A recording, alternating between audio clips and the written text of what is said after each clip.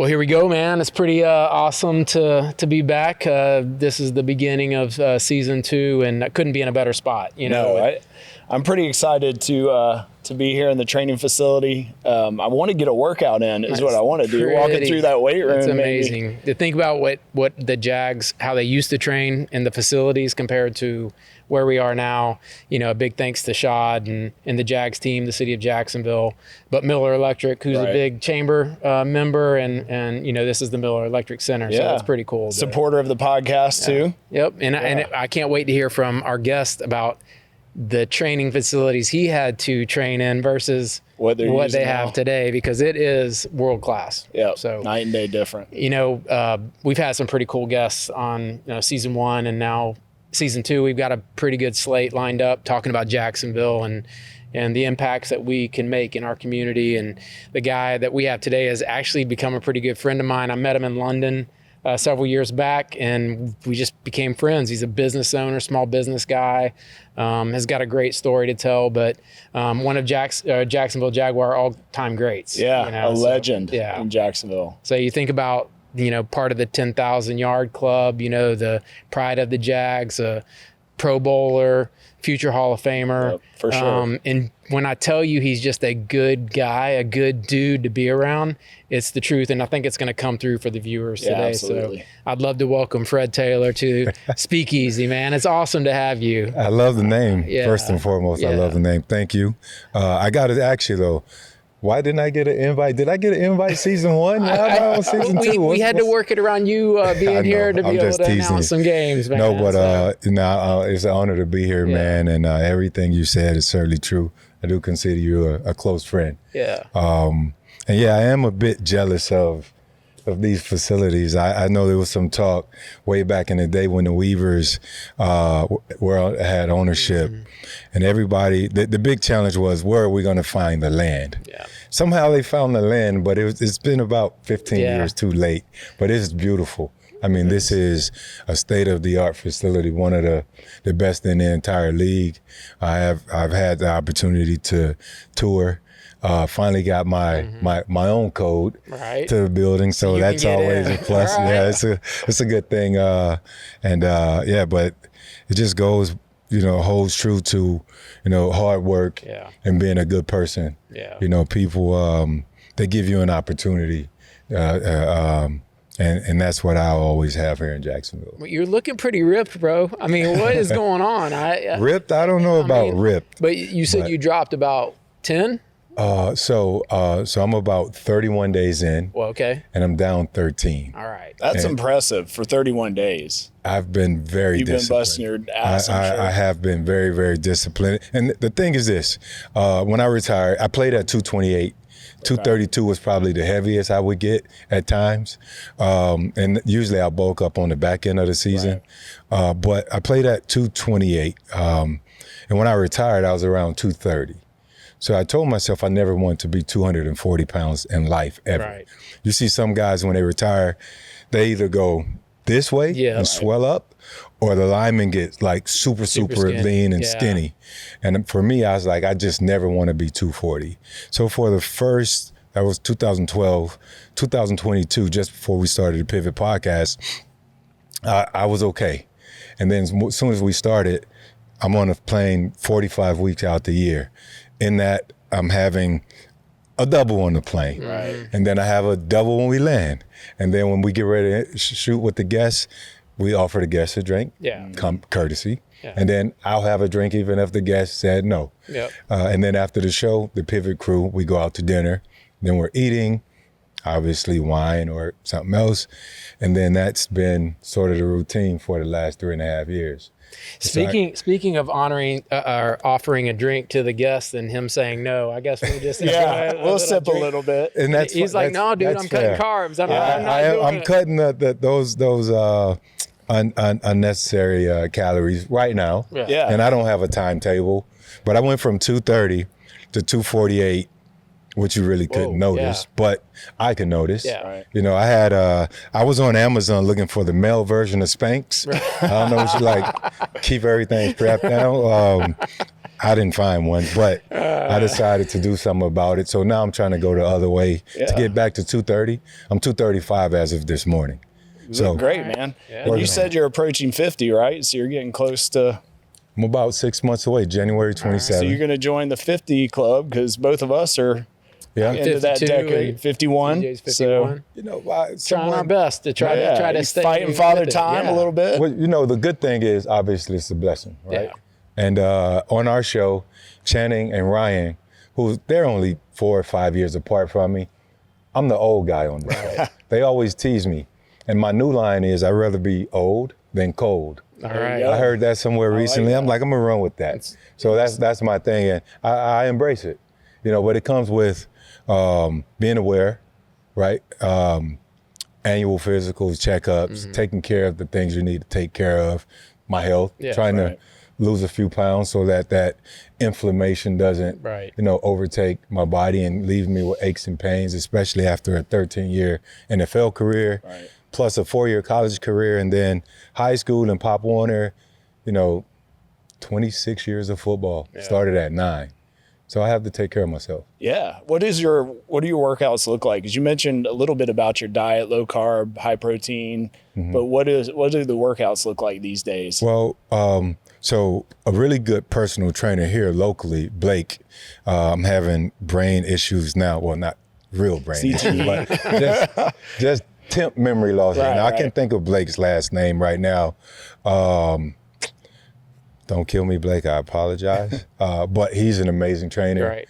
And when I'm at home, Blake, shoot me a few home workouts. Right. He'll shoot me some stuff where it's just low, light dumbbells, bands, or if I'm traveling, Blake, I'm at the hotel for a few days, like this weekend. Shoot me a few workouts that I want to just do in room. Step ups, crunches, obviously, mountain climbers, a lot of planks and core work, that sort of stuff, body squats, through the roof, push-ups, all that different stuff.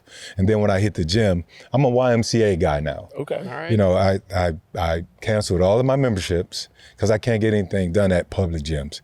People want to talk, and then it's autographs and photos. So I'm YMCA, no one bothers me. The senior citizens are right next door. Right. So as long they're as doing the swim class. we have good conversations, but they're in and out. Yeah. So the YMCA is safe. So now I can really do my strength training, which is as we approach, retirement age. So important. We have to continue to build muscle so that we don't have those unforeseen stumbles and falls. And all that stuff. So it's like I try to go a few days a week. You got to prepare for the 80s when you're in the 50s. Yeah. Amen. You can't catch up. So I got a challenge for both of you. All right. Okay. Now, on camera, you got to let me know whether you're going to try it or not. Okay. All right. Yes. The answer is yes. Okay, perfect. Stairmaster. Shit. I hate Stairmaster. I hate cardio, and Stairmaster's the worst. But we're going to do it. Mike Tyson said you got to embrace that stuff that you hate. That's how you become great, right? All right. So, but it's hard to become great in the 50s, but we can pretend to be. 1,000 steps in 10 minutes. Oh, wow. So what speed is that? Do you have that dialed in? 14, 15, So you're basically 16. running up. So I start at maybe like 10, 11, and then I kind of crank it up as I go. By when? When do we have to be able to come back and tell you? Can we say by Christmas? Sure. Okay. That's fair. So I've got 6 months to do this. That works. And my promise is you will get proof video that I have done it. We're going to do it side by side. That works. All right. And you can, if you have to lean on the rail, so that you don't fall, because you're going to be going pretty fast. I know, but I don't want you seeing me lean on the wheel. No, I lean on the wheel. All right, as long as I lean on the wheel and I just grind it out. Okay. So right now, because I just got back into it maybe 2 months ago, a month and a half ago. Right. I started out around 12, 13. Okay. So that 3 minutes to knock off is tough, but about 2 weeks ago, I was able to do it right at 10. So inside of 10, 10:20, 10:40. What's your best time? That's 10. Like 8:30. Okay. But that write was that down. Pre-COVID, and I was. I'll write that down. I was not 248. Right. Okay. Yeah. All right. So how often are you doing that?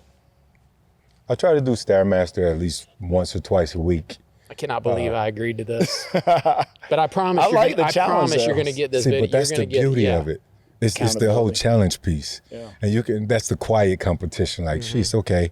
If Freddie T could do it, and he was a great He's athlete. he is a great athlete. What are you talking about? If Freddie T He is a great athlete. But, it's more like if Daniel and TJ can do it, Freddie T can do it. It's good stuff. All right, let's start back at the beginning. You've got an incredible story, bro. And we've had the chance to share it with folks at the chamber. And we've talked about it on the back porch in London. Can you tell the viewers, the citizens of Jacksonville, a little bit about, growing up, what it was like at home?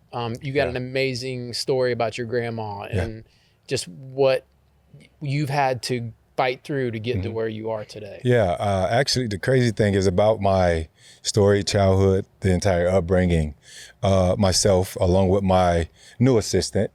My assistant is ChatGPT, by the way. We are going to co-author a children's book and then kind of redo it. But I'm just kind of setting the guidelines of how I want to, timeline and set the story, set the scene. But the title of it will be The Biggest Pivot, which is one of the questions we ask on the show. The biggest pivot from the sideline to stardom, or have you. But my childhood goes back to Belgrade, Florida, small agricultural town set off Lake Okeechobee, west of West Palm Beach, a little northwest of Miami, right around the swamp. Nothing to do but farm sugarcane, farm any other types of agriculture, vegetables, or whatever it might be, fruit. That's what people sort of have migrated to Belgrade to do. That's how my grandmother ended up there from Georgia, looking for work. Fast forward, 8-year-old Fred, afraid to go outside and play with the other kids in the neighborhood because he wasn't good. I was awful at sports. I would get out there, wasn't the biggest, wasn't the strongest, wasn't the fastest. I would go out because that's what neighborhood kids did. They went outside. Unlike today, kids are usually inside. And that's a whole entirely different conversation because we get into health and, physical exercise and all that stuff. So fortunately for us, in the 80s, we did go outside.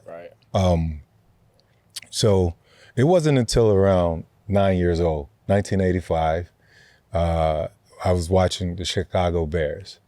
And that was the year they had their Super Bowl run, the 85 Bears.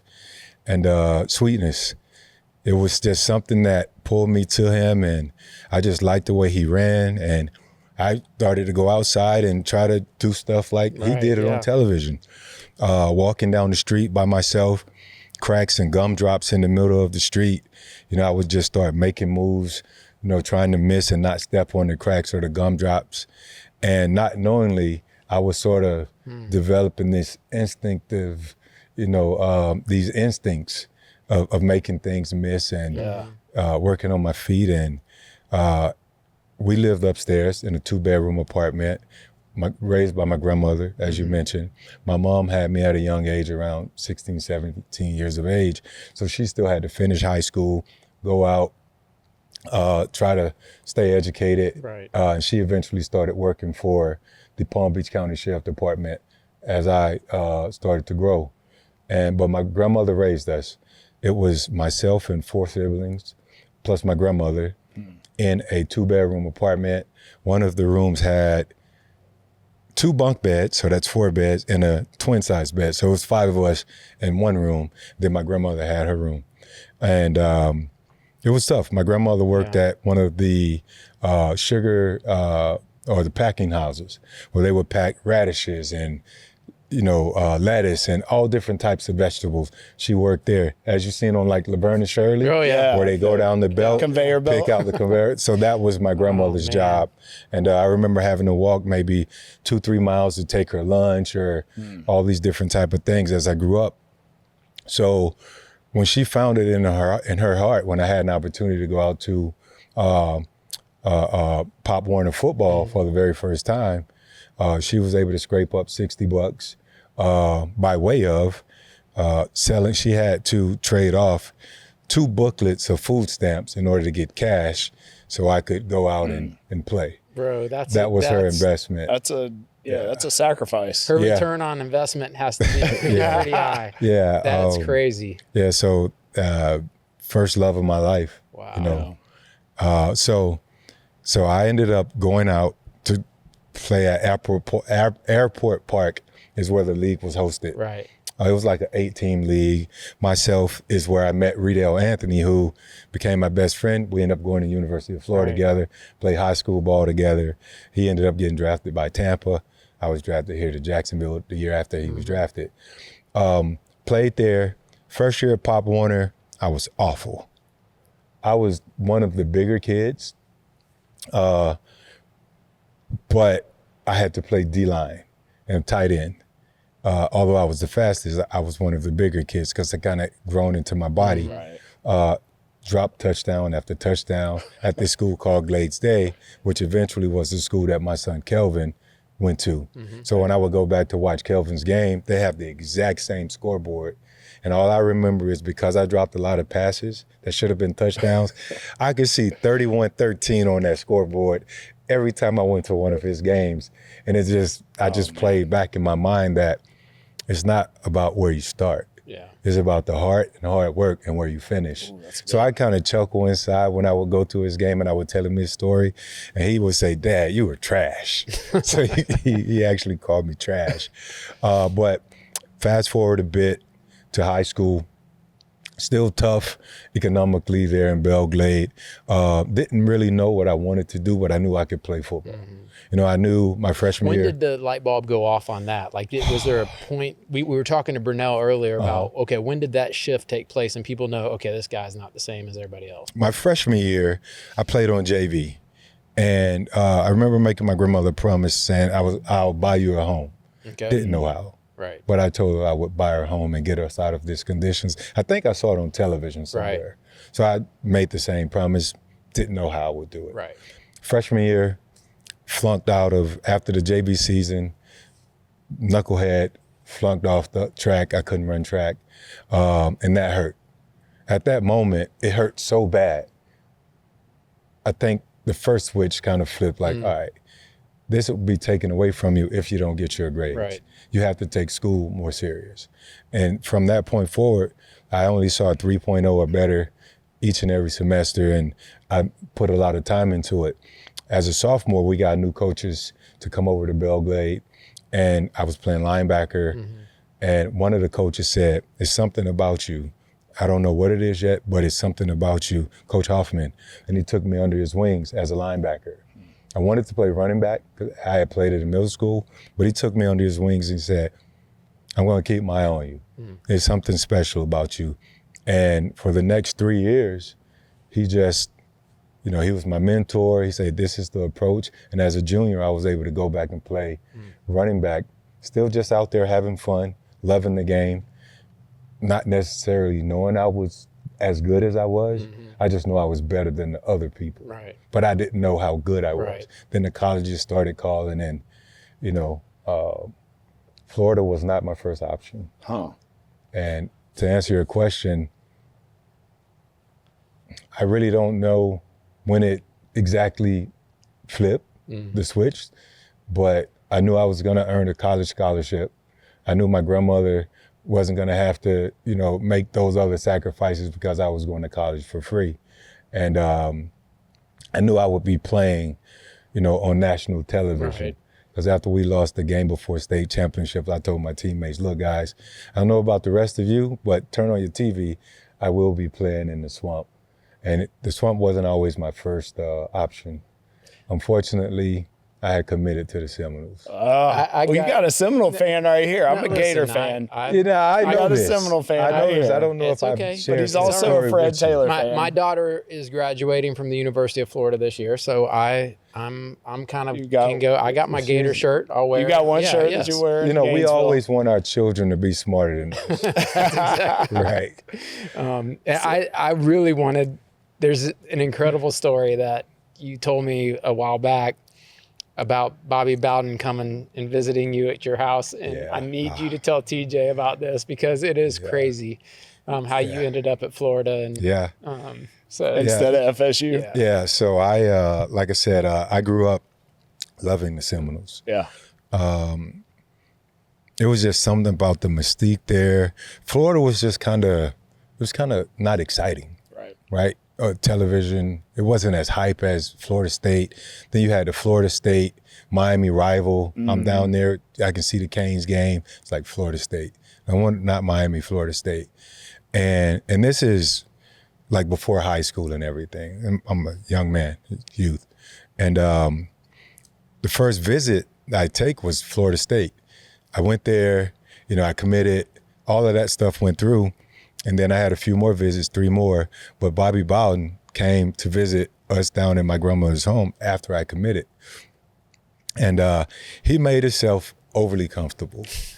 So my grandmother had this little end table directly in front of her couch. Okay. And he propped his leg up on the end table. She didn't say a word. We went through the entire visit. Everything went through. 3 weeks went by. I visited Florida. My last visit, I decided to sign with the Gators. I had an uncle that lived in Gainesville, her brother. I had never been away from home. The transition would have been, I have family there. Right. So I decided to go to Florida. When she found out, she gave me the biggest hug. She said, I'm glad you changed your mind about that other school because that man is disrespectful.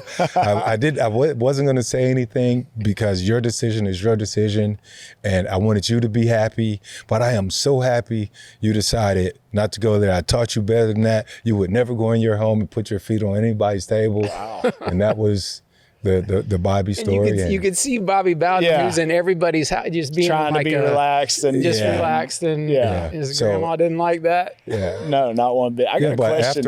After I changed my mind, he was like, "Well, we talked."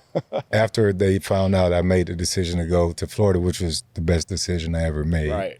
To this day, he goes, "Well, son, you must be less of a man to change your mind on us." Oh wow! Like, whoa, I'm only 17. Yeah. You don't tell 17-year-olds that. Yeah. And this, I've said it a few times, so it's out there somewhere. So respectfully, amazing coach. Over the years, we had an opportunity to meet each other and kind of, that became nothing. Right. It's just one of those stories that, and I tell about my grandmother and really what she stood for more so than Coach Bowden, because I respect his body of work and everything that he's done for college football and the program, and even for my friends that he helped develop into young men.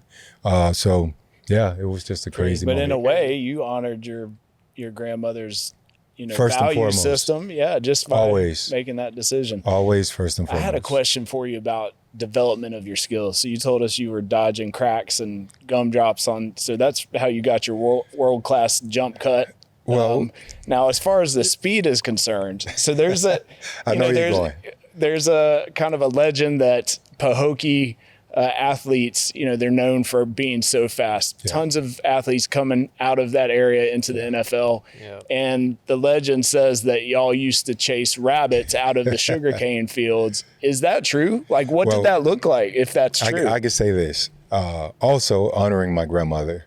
She worked in the fields.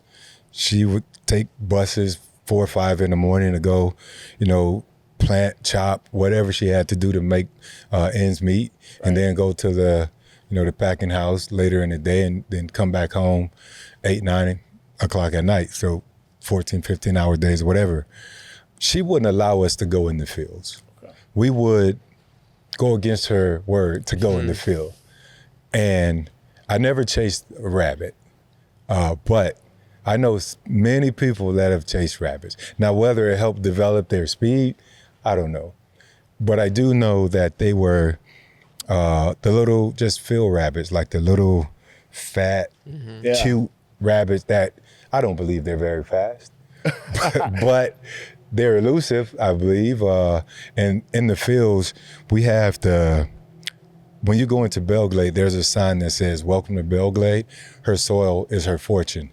Mm-hmm. The soil, unlike soil in many other places, It's the color of this shirt, our shirt. Okay. It is jet black, and it's rich, and it grows any and everything, and it's thick. And you run through it, and you run through the fields, and you're just developing, you know, your fast twitch fibers and those intricate muscles, like running on the sand, right at the beach, what guys are doing now. And then we also have a big hill in Belgrade that a lot of guys use for training, running up and down the hill for our track team. And it surrounds Lake Okeechobee that helps from the, you know, the rising and the flooding that we had there many years ago. So yeah, for me, my development, we lived on the second floor of an apartment. So the third step, it was a small step, and the third step was like this high. Okay. And it was always my goal to skip the first 2 steps and jump on that third step, and then just touch every step going up. And when I would leave home, I would touch every step leaving and then jump off the third step. That excited me. Why? I don't know. But that was my self-competition that I would have with myself, along with the dodging the gun. It's a crazy story, but it's very true. But a lot of people train quick feet ladders. Yeah. That was my version. Same thing. Yeah. But I would do it at an incline and a decline. So start, stop, burst, all that stuff, I believe my development came from that because it was a challenge and I loved it. Well, it definitely translated. It was crazy. You can see it in the videos, watching all your tape and some of your greatest runs. We're going to watch a little bit of it because it is like, when you talk about Kelvin, I'm like, did y'all ever run a 40-yard dash against each other? I mean, is there? Did you blow him out of the water? Yes. Okay. That's all. Yeah. He can never be anywhere in the universe saying he beat me at any point in his entire life. None of my kids have beat me running ever. Now they might get me because after I tweaked my hammy like 3 years ago, I retired sprinting. Right. Yeah, I'm just an interval run type guy or incline walk. Right. Yeah. So talk us through your entry into the NFL and the step up that it was from college. And I mean, you hit it hard when you got to Jacksonville. We're going to look at a couple of those highlights. You know, you're world class and future Hall of Famer. But when you came into the NFL, was it a shock with the level of competition that you were against, or did you feel like it was just one more level that you had? I think the biggest difference is understanding that now it's a job. You know, you're getting paid to do something you love to do, but it's a job. Like, you have to really treat it as such. And, you know, you don't have to wake up, get a workout before class, then go to class for 3-4 hours, and then go back to train. If you did not train before class, you have to train at some point during your schedule. Then you got to go to study hall. Then you have football meetings. Then you have football practice. Then you go back to study hall, and you just repeat that forever. And that was college. In the pros, it was, you know, wake up, be in the building, team meetings at 8. You study all day. You go walk through. You go practice. You work out on the days that you're supposed to work out. You watch all types of film. And then you're done at, 4 p.m. You go home, you have to be responsible. And then you do it over and over and over and over again. And you had Coughlin. And then TC. So TC was tough. Like, again, these guys are spoiled, right? And obviously that's the evolution of sport. And they deserve, because they still work hard. Right. They just didn't work harder than we did. I mess around when I say that, but they do work hard. But getting here, I basically scared myself to death.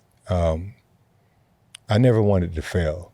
I never wanted to let down Coach Coughlin and the guys who decided to draft me 9th overall. I didn't want to let down the city of Jacksonville and the fan base. I did not want to go back home to Belgrade. Years and years, you would hear stories about guys that had gone off to college, did something stupid.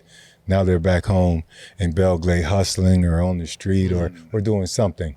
And most time they call it like the street all-stars, because that's everywhere. It was you hear those stories everywhere. I mean, we not heard just about my it up in hometown. Jacksonville, Right. about the talent that was coming out. A ton of talent. Yeah. So I think the biggest challenge for me was really managing my own expectations. I can compete with all of the best. I didn't know how good I was. I was just out there having fun, using my God-given ability. Had some injuries, but I sort of brought those on myself, constantly partying, not really taking care of myself, not checking the small things before they became big things. I stubbed my toe. I think I'm okay. I don't need to go to training room. I'll be fine. I can work through it. Next thing, a toe becomes a hamstring or a calf strain. Then that becomes a jammed up lower back. Then it eventually becomes you tear your groin off the bone, which is what I did in 2001.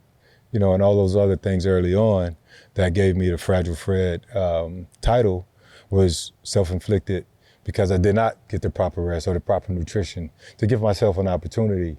So that was my biggest opponent, myself, and making sure I get out of my head. When did you go, okay, I'm not doing this anymore. I'm going to start taking care of my body? Was there a point in the NFL where you did that, or was that later on in life? I mean, because it's grueling, the schedule is grueling, and how do you even take care of a stub toe when you know? I mean, but that should always be the approach. Yeah. So if any, athletes, current, any, parents or anyone that's out there listening, that's the approach. Yeah. Like, you have to invest in your body. Yeah. You have to listen to your body. You have to, take it serious and really care about it.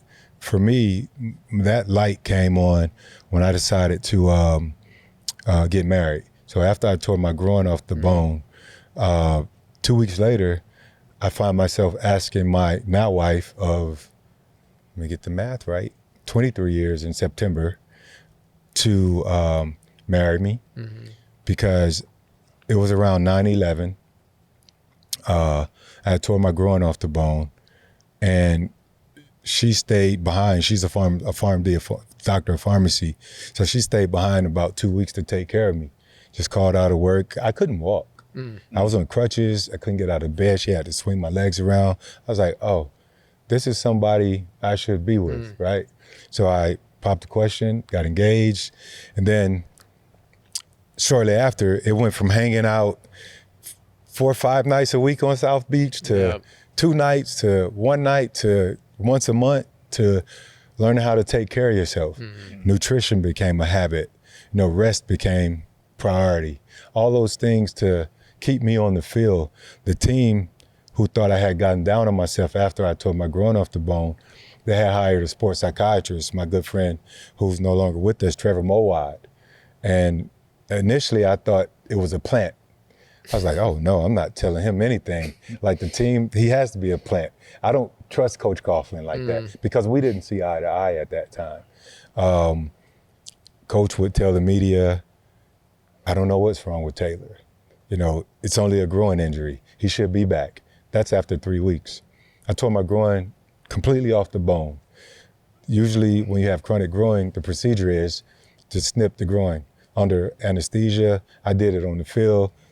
It was painful, the worst pain I ever felt. And at that moment, I said, you gotta dial in. Right. You gotta take things serious. How could you give yourself an opportunity to be successful? One, my wife helped me a ton.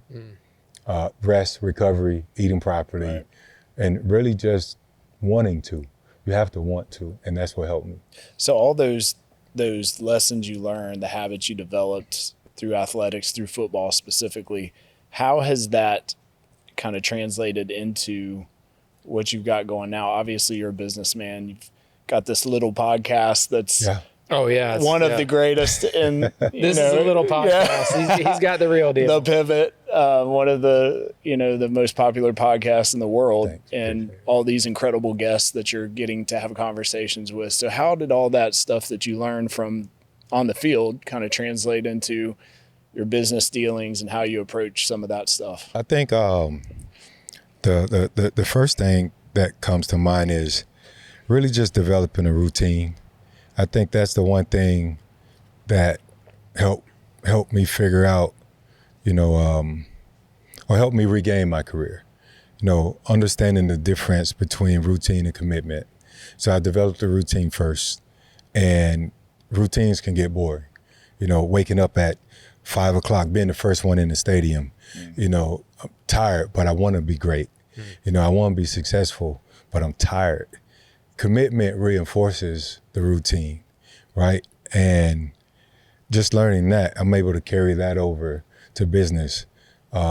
Business might not always look, appealing when you first start, but you got to stick with it. You got to grind. You got to understand, why you're doing it, and you have to want to do it, and you have to stay committed to it. But you have to be consistent, right? You talk about the podcast. Our podcast is successful because we're consistent. Yeah. We don't. We learn from other podcasts, and I know I would like to talk about that at some point too. But the consistency in it all. But I guess more importantly, man, just wanting to be good, just want to be successful. So doing the little things, something you mentioned, the little things that make the difference and set you apart. You have to tweak the little things, sort of identify, the things that are hindering you, and try to trim the fat. For me, it was trimming going to the club. It helps me recover. It helps me save a lot of money too. And it helps me save, a lot of unnecessary arguments. Like I don't want to argue with my wife by going out. Like I want to be home watching Nip Tuck back in the day. So that was our thing. Now I can wake up and be efficient. Right. So when you trim the fat, you increase the efficiency, but you have to be able to identify it and want to do it. So that helps translate to what I've been doing on the business front. That and the consistency part.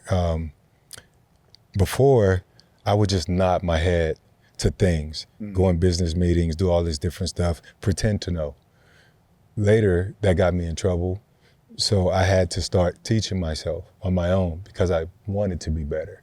Because I knew it wasn't just about me. It's going to be about my kids. And I want to teach them. I want to see the young men that play sports. So to help them avoid the traps and pitfalls that I had encountered, other athletes that might go through it. What does it look like?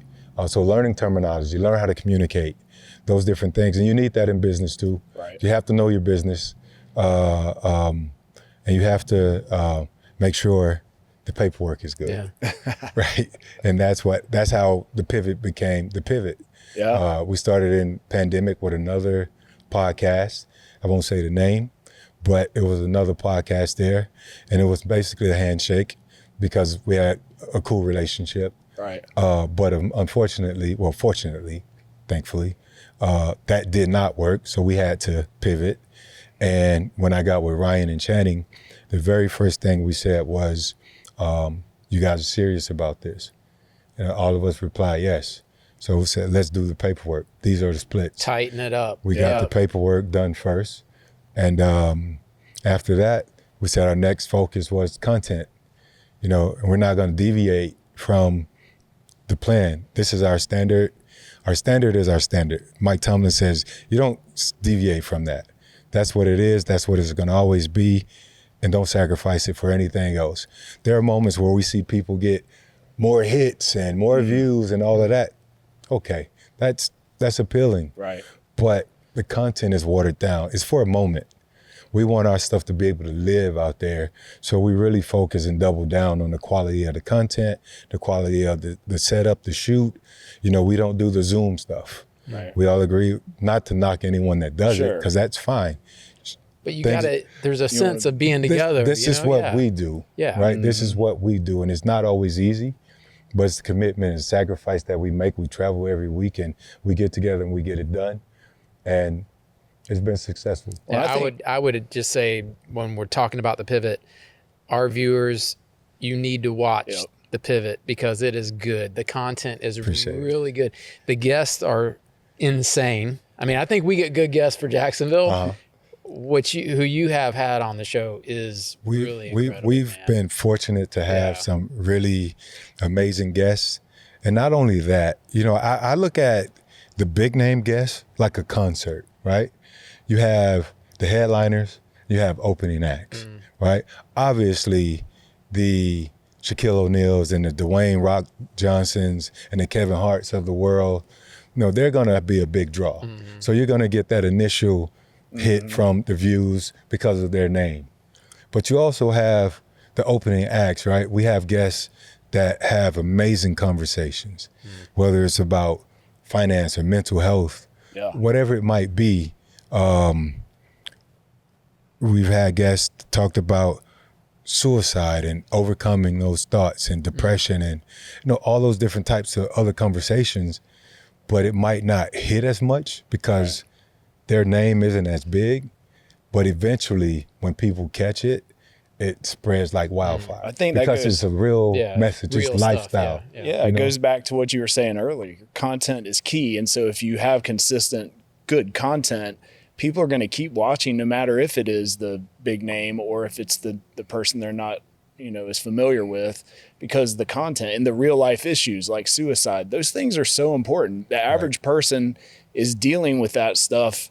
They like to hear the big name stories, but they also like to hear the real life stuff that you're talking about.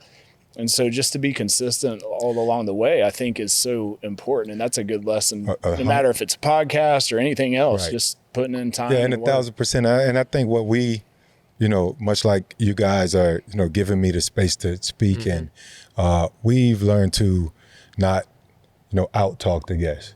Allow the guests their moment. That's why they're the guests, right? Allow them to tell their stories. There's always someone on the other side of the camera that can relate to a message or whatever the guest might share, because we look at these celebrities, right? And we put them on a pedestal a lot of times. And, look at Dion, for example. No one thought that Dion would probably be going through what he's going through with the, the bladder cancer and this stuff.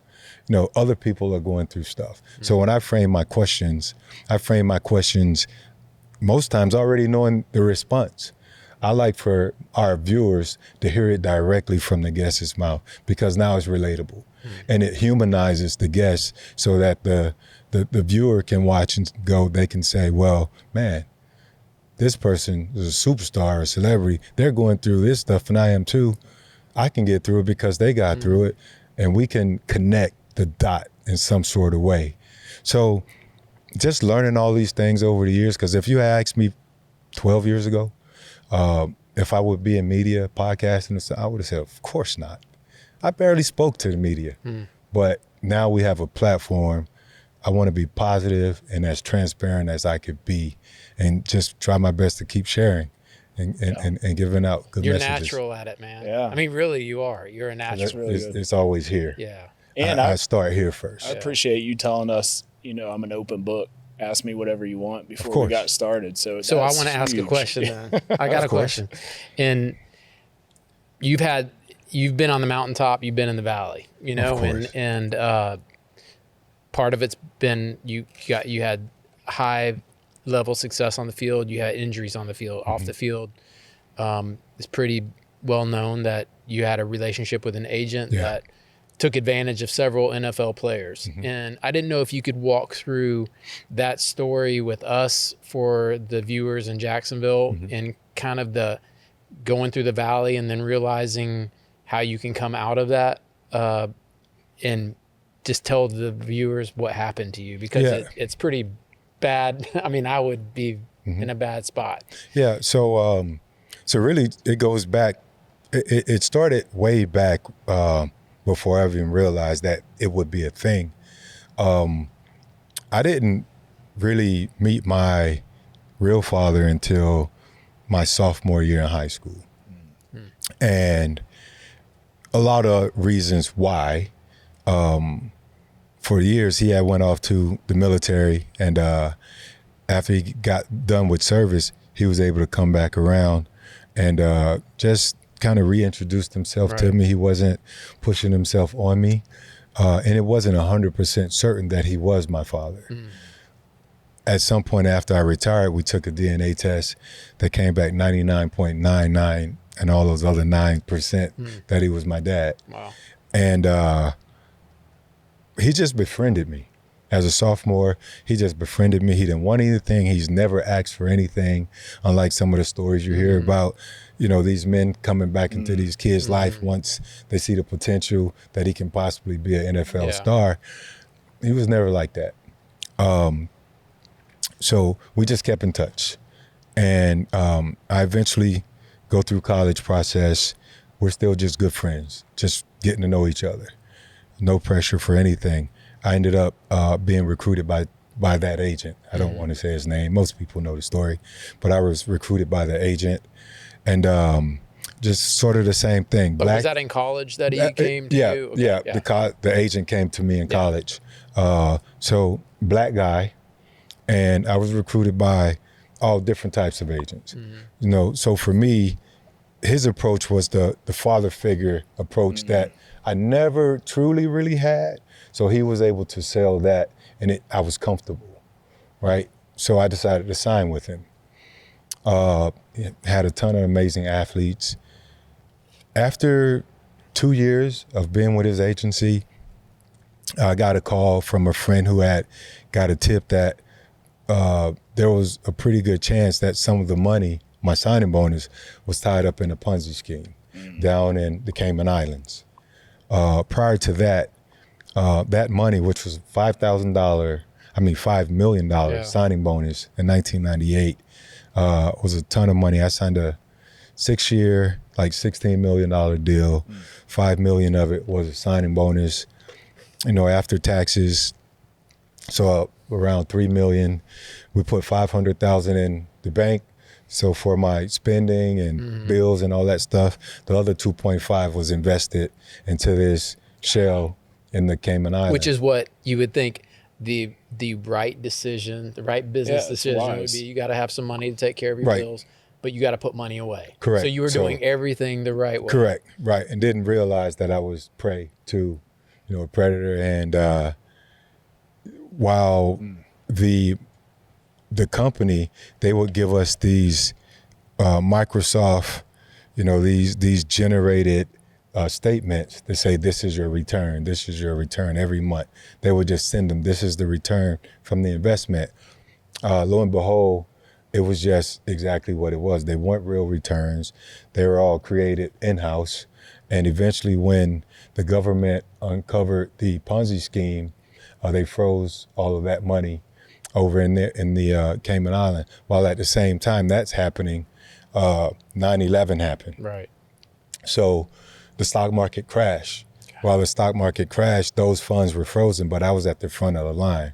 Fortunately, the only thing I lost was simple interest. I was able to get the 2.5, the total investment back. Thank God. I didn't know that. I was able to get the total investment back. And the other part of it is any loss was able to be written off. Okay. Against the taxes, earnings that I had made. So, but it taught me a valuable lesson then. And it's not about the color of your skin or comfort. You want to see the work. You want to see results. And then eventually the guy who gave me the information about that agent eventually defrauded myself and maybe 20 other guys. I look at it as this. I don't know about this analogy, but when a new girl comes to school, the first guy that meets her after like a breakup, naturally, if he says the right thing, she might get his, attention, or he'd get her attention. That was the case with me. He was taking advantage. Yeah. He brought me the information just to set himself up and put himself in position to be our financial guy. It started out great, like it always does.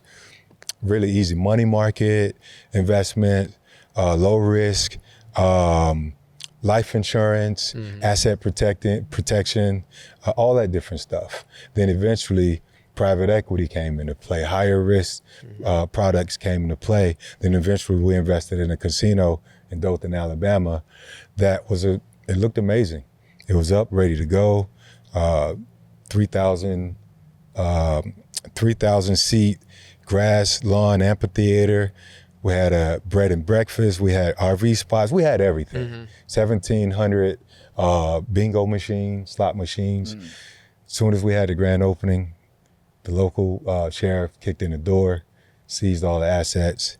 That go out of business. Now we're in a big lawsuit against the firm but it was all done by a crooked financial guy who didn't give us the proper paperwork, and he kind of padded his own money. So that was twice. And I told myself, I'm not allowing it to happen again. I'm going to say, like, how do you respond after that to trust somebody else? Well, you either, this isn't in my nature, right, but you can only take so much as a human, right? Yeah. You work so hard. And I believe if it had happened a third time, we wouldn't be having this conversation. I think I would have probably been at the point where I would have done something totally out of character. But thankfully, the switch flipped. And I was able to go back and teach myself. Oh.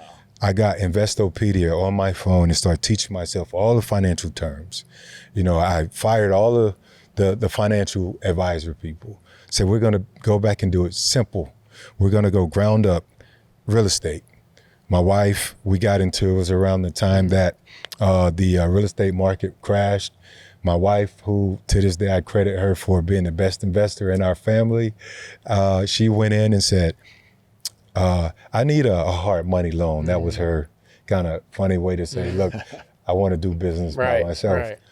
I gave her a couple $1 million. She went and just got all these different properties, pennies on the dollar. When everybody else was running, she went in, and we still own a ton of properties to this day. That's been our best performing assets. But I've been learning as I go. I've been sharing that message, try to help people avoid the pitfalls. And the young players come into the league, people are preying on them. All the time. Yeah. All the time. And now, even more, it's starting in high school. Right. Because these players are able to, acquire NIL opportunities. So they're getting money out the gate. And, I think the one thing that I love that Governor DeSantis and his crew, what they've done is the curriculum in high school is you have to have a finance course. Yeah. It has to start at that level. It's important. And the colleges they have to double down, because you bring these athletes in, now you're paying them, now it's rev sharing. You have to make sure that they understand how to manage and control and asset protect and prepare, financially for their future. Yeah. So they're not taken advantage of, or they're not out there, overspending frivolously, and they create a budget and they just know how to take care of their finances. Right. So I think that's equally as important as, trying to attain a degree. Yeah. Finance 101. Agree. Nice and simple. Agree with you. Because a lot of these guys are going to go pro, while a lot of them aren't, but a lot of them will get, some financial compensation. You can set yourself up for life, really. And they're playing 6-7 years. They don't want to leave college now. Right. Some of them are taking a pay cut to get drafted. That's true. So, they stay in college and get that NIL money. Correct. Yeah. Correct. So I think it's beneficial if the NCAA prioritizes those sort of programs around the student athletes, along with medical. Yeah. Because a lot of guys are walking away with injuries, that might not go pro or might not be able to pay lifetime medical, have medical packages along with the financial. I didn't even think about that. So the thing will be big. So we got to dial this in. We're already at 53 minutes, and it's gone by so fast, man. It does. But I want to talk about this, and we'll finish up with it. Mm-hmm. And I want to look at a couple you inducted highlights of me. Yeah, highlights of you. I want, if we can, while we're looking at it, maybe you can give a little bit of a synopsis for Jacksonville on what you remember from some of these plays. But ultimately, we all know you should be in the NFL Hall of Fame. I appreciate that. The numbers prove it. And one thing you said on the pivot was the tape don't lie. I remember you saying the eye in the sky don't lie, baby. And tape don't lie. The tape don't lie. And so what I thought maybe we could finish up with is looking at a little bit of the tape. Okay. And then maybe talking through what's next for the opportunity at the Hall of Fame. I can't wait to see your highlight choices. What you got? Let's see if I can get the sound up. I can know the highlight by just you can hear the most sound. of You're gonna. Let me see what we got. Hold on, let me get the sound going. That was the Ravens. So yeah, we were in so hold on. The Ravens again.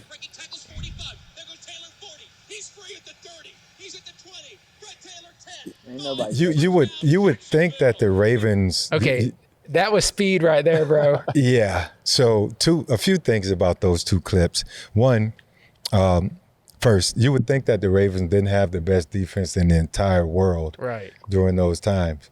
Old school AFC Central, the best division ever, I believe, in football. Steelers, Ravens, Titans twice a year, Cincy, and the Browns. And here I am. Both of those clips were from my rookie year.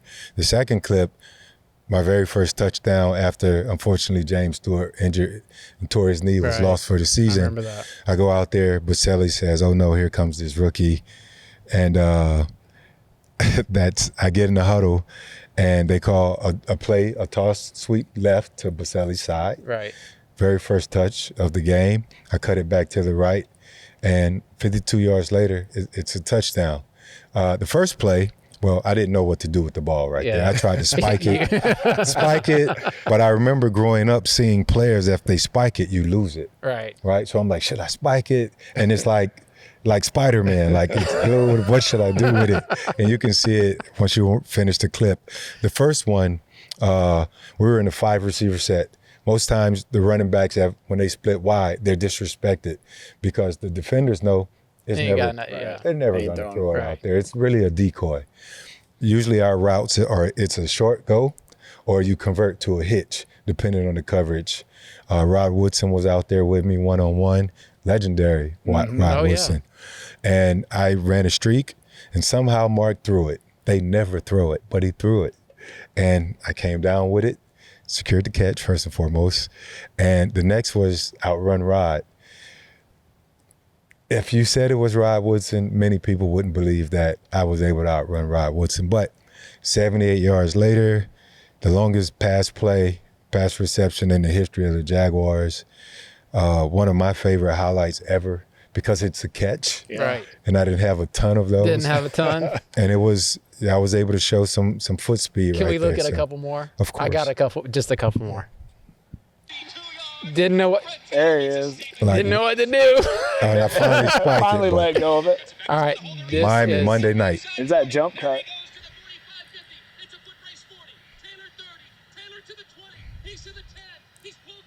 Tried to count. Yeah. So that play first play of the game. It was premeditated throughout the week. Film study showed that Zach Thomas, he just wants to go fast. And I love Zach. And I even tell Zach the same story, that I knew I was cutting that back no matter what, 1,000%. No matter the alignment, I was going to cut it back. Because Zach, typically early in the game, most defenders, they're undisciplined. Right. They just want to go fast and get to their spots. They all have spots to be to. So I said, I'm going to cut it back. Zach overran it like I anticipated. I was able to put my foot in the ground, make a hard left cut behind Boselli, who washed out Jason Taylor. And I was off to the races. But prior to all of that, our trainer, I was stretching on the ground at the time, Joe Sheehan, who was my personal trainer, who I worked with a lot.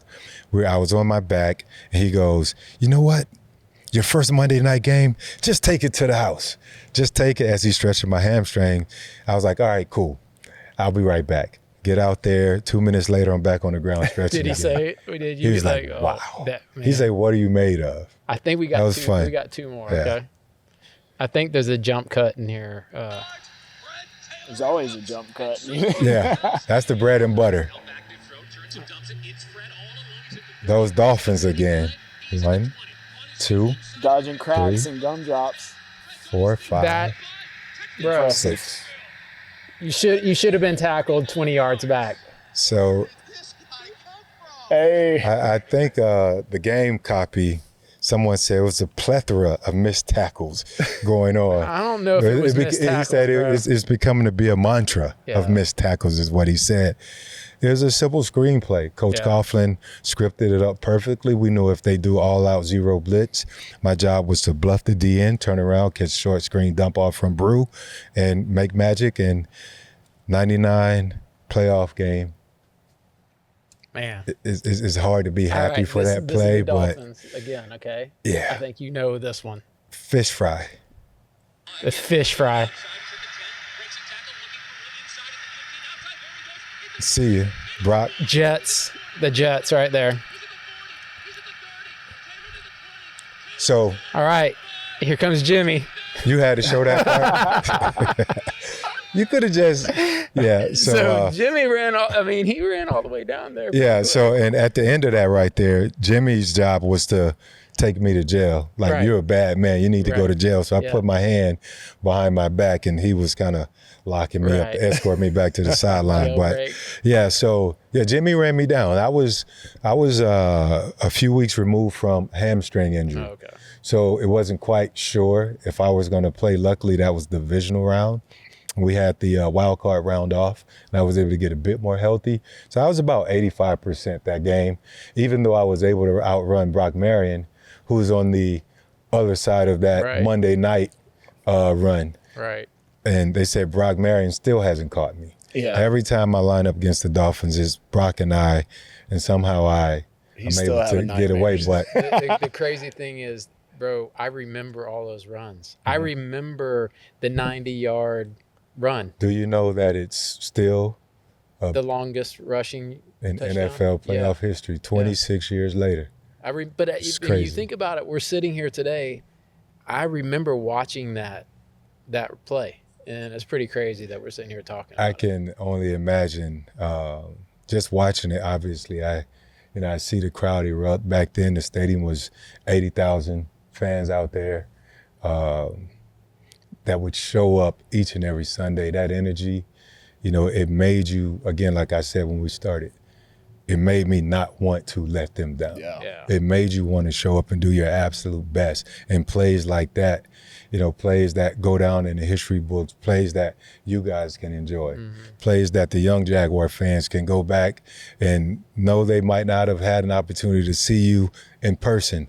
But that's why YouTube exists. Yeah. These are plays and reasons why, the fans want to wear the prowlers, the throwbacks, why we still are relevant as the Jaguar players that kind of helped start this whole thing. So, man, I'm fortunate to have been blessed to have been drafted here. Seen so many things come to Jacksonville, so many different changes, development, all that stuff. I met a lot of, a lot of great people, made a lot of great friends. I tell people all the time, I got the best deal in the entire 1998 draft. Yes, I went 9th overall, top 10, but I was drafted in my home state, 4 hours, 4.5 hours, depending on how you drive, from where I grew up. An hour and a half from where I played college ball. And the sweetheart about it all is no state taxes. Yeah. So the weather, everything, man, it just all kind of fell into place. People ask me all the time, well, you played in a small market. Yeah, we all know. Yeah. Winning changes that. We all know. You still love Jacksonville, the people, the weather, the city, one of the most unique places in the entire country. But it was my job to help put it on the map. And even now with the pivot, people ask me, what are your picks? What are you this, that?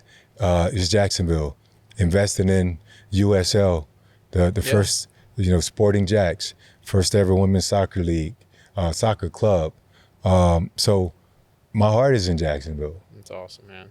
It'll always be in Jacksonville. I love that you keep investing in it too and helping it become what it's going to be. It's such a great place to be. We love it. We talk about it all the time.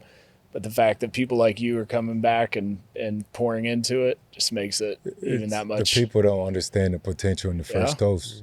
Like they just hadn't seen it.